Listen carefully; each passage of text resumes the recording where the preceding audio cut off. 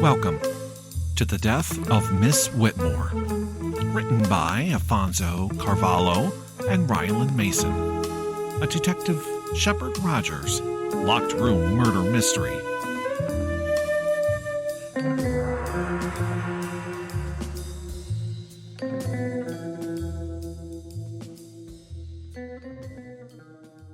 Hello, friends.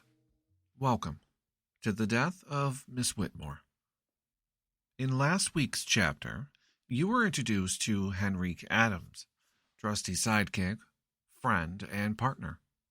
He's a new detective, eager to learn, and very bright. We learn about his struggles to get where he is now.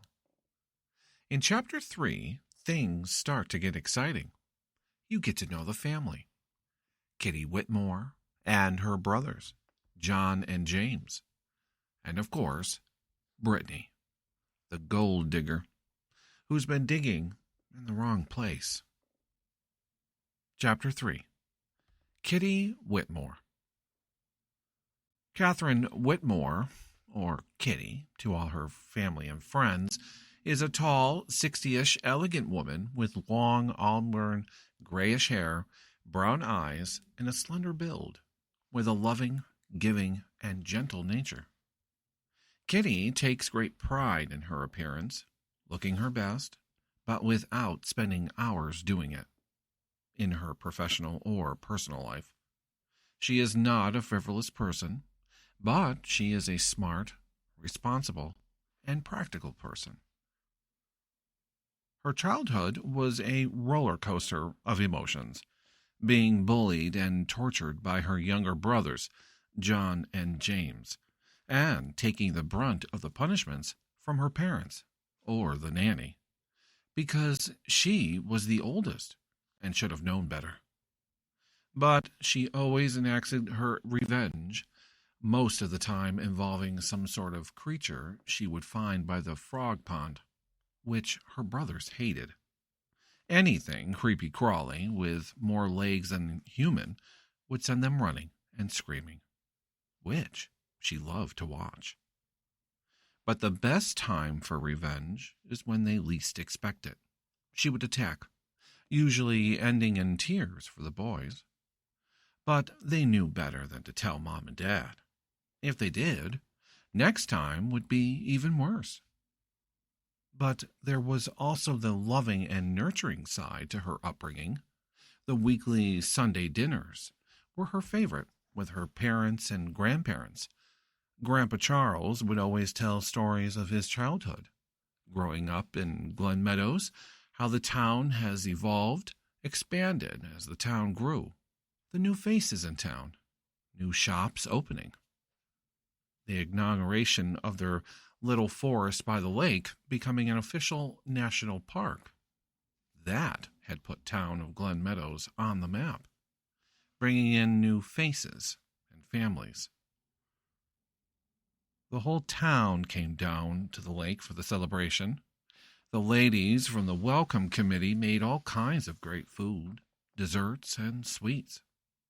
A pie baking contest and a handmade quilt contest, along with games and activities for the kids and adults.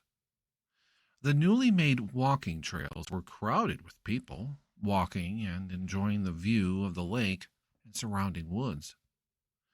The trails snake all around the edge of the lake, with spots to sit to have a picnic and enjoy nature. The village festivals in the summer, when the carnival would come to town, was the highlight of the summer. The fun they would have, all the traditional carnival foods, and the cotton candy, and the jumbo caramel apples for 3 cents. The children would run around town and do an extra chores to help out the neighbors, trying to earn enough money to enjoy the carnival. But Grandpa's favorite time of year was Christmas, with the winter festival.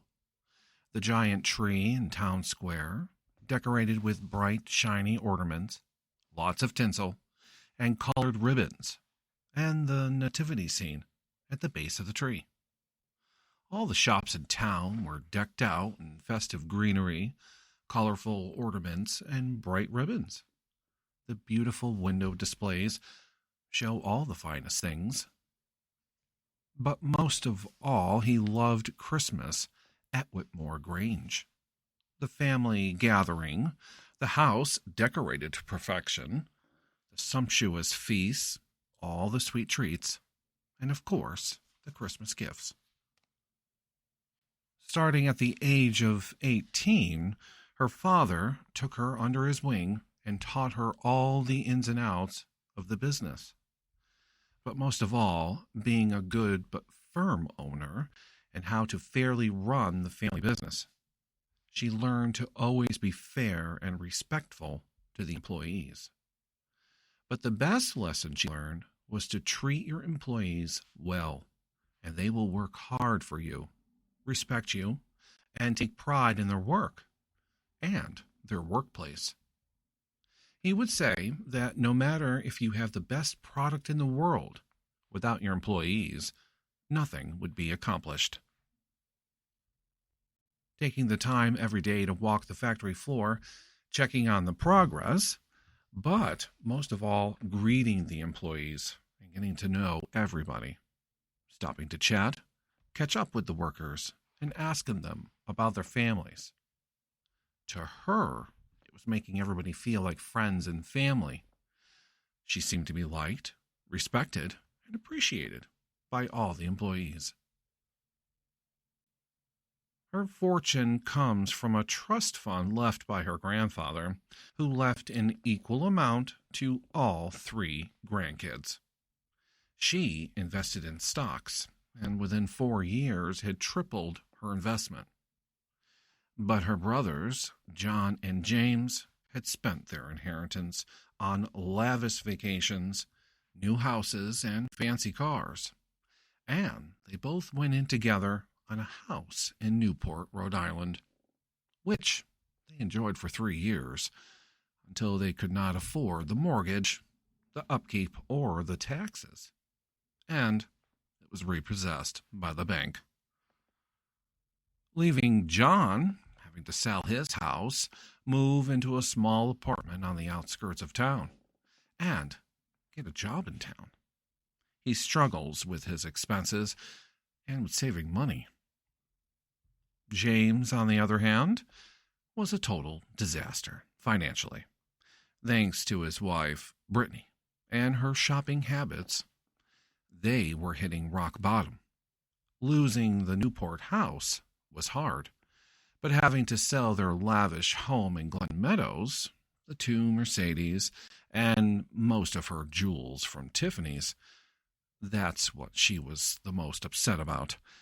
That and the fact that they had to move into a tiny 3-room apartment and having to sell whatever furniture that would not fit in the apartment. The balance of her money was from her salary from the company.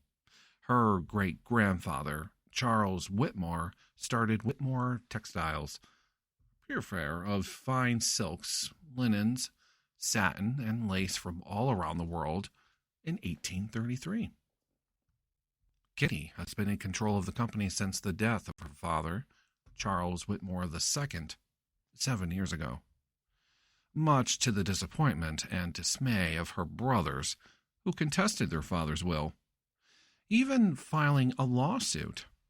But in the end, the judge sided with her and the strength of her father's will, yet again to the disappointment of her 2 younger brothers.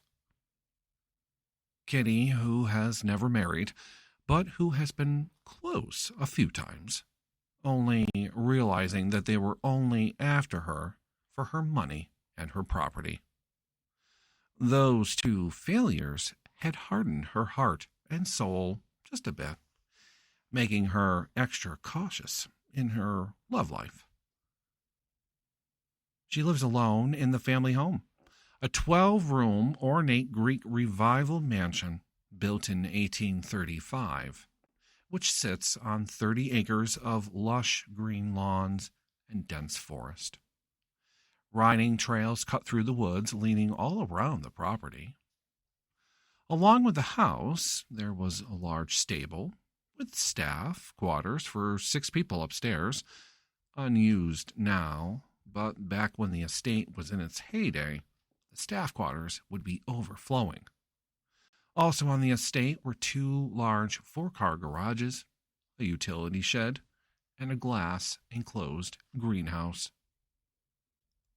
Whitmore Grange, as the estate is known, is located 20 miles outside of Glen Meadows, sitting on a slight hill with beautiful views of the town and the lake beyond. Her job, running the day-to-day operation of the factory, and her charities consume most of her time, but she always has made time for her nightly brandy with warm milk and a little reading in the study. The study is an ornate room lined floor to ceiling with bookshelves on every wall, with carved moldings lining the shelves in rich dark woods and elaborate plasterwork, housing thousands of books, some of which were very old and rare.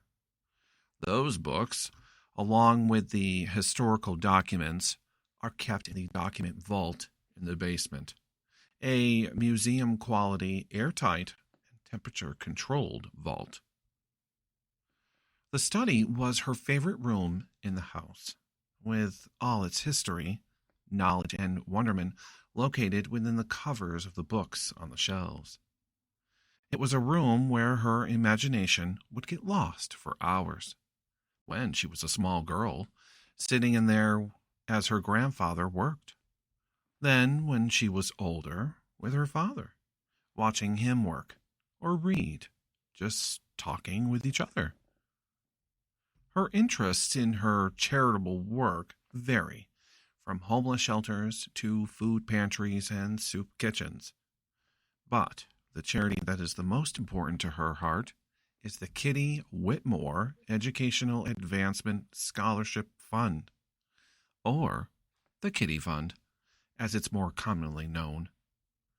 With this charity, she can send hundreds of unprivileged children to college every year. In the 7 years since she started the Kitty Fund, over 400 young adults have been able to improve their lives with a college education. To her, the education of children is investing in the future of Glen Meadows and the country. Along with the college fund, she has also implemented after-school programs where kids could learn how to be self-sufficient in life. Learning to cook, do laundry, and keep a neat home. But most of all, how to budget and control finances. These life skill programs would always fill up fast. Also available are classes in English, math, and science. These charities and programs are so fulfilling to her that she thanks God for her ability to help the children of Glen Meadows and the country. The letters that she receives from the students, along with their grades, a mandatory requirement for the program, bring joy to her. Any of the students not doing well would get help in the form of tutoring, or a teacher aide to help boost the student and their grades. But a lot of the students write to her just to say thank you and how much this opportunity means to them. Her 2 younger brothers, both who are in their 50s, were left very little when their father died. His will was very blunt and straightforward. Since they both had quickly squandered the trust fund left to them when their grandfather died, they continually borrowed money from her.